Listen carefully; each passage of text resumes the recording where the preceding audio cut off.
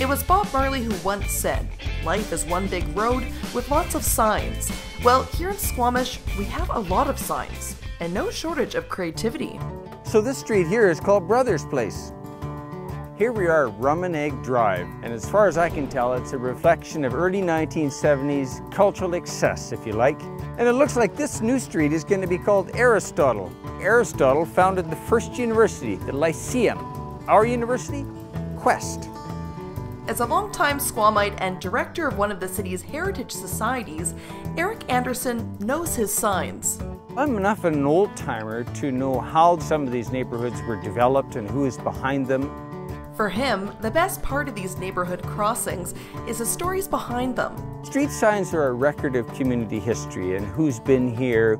McGee Street is named after George McGee and his family. They were the first pioneer settlers that stuck around and did farming here.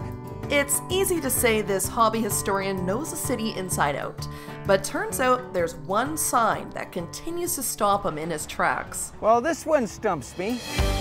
On a quiet street just north of the city center stands, you read it right, No Name Road.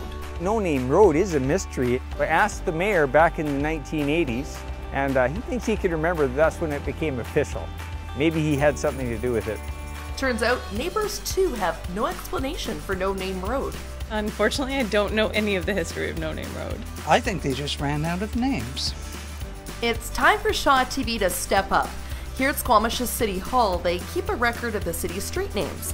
Well, according to what Mayor Patricia Heinzman's learned through the grapevine, No Name Road practically named itself. So what I've been told, and this was Corrine Lonsdale, who was the mayor here for 9 years and on council for 25 years, is that I think it was back in the 60s when wood fiber was shutting down the residential portion of the pulp mill operation, and they were actually picking up houses and wood fiber and shipping them over here and putting them down.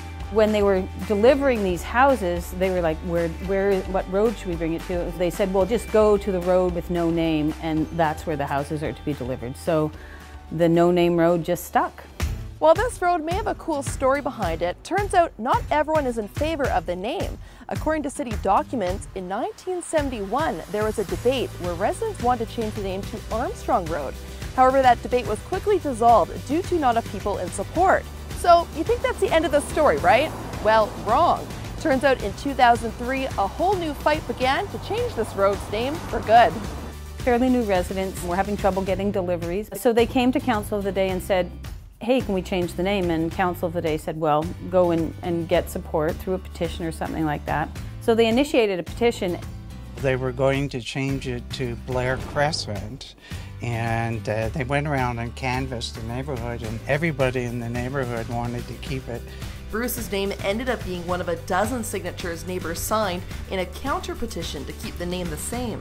I mean, we consider ourselves no-namers, and we love it. It's easy to remember. Once you say it once, no one will forget, and it always gets people talking. It's kind of an icebreaker. And with that, the fight was over. Today, GPS services recognize No Name Road as an address, with its sign proudly standing to this day. No centuries-old story behind it, no fun play on words, just a plain name with some passionate people to back it up.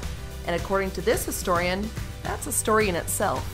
A collection of street names needs a little bit of balance, so we need our quirky names. And so I think this is just one of those that's going to be a keeper.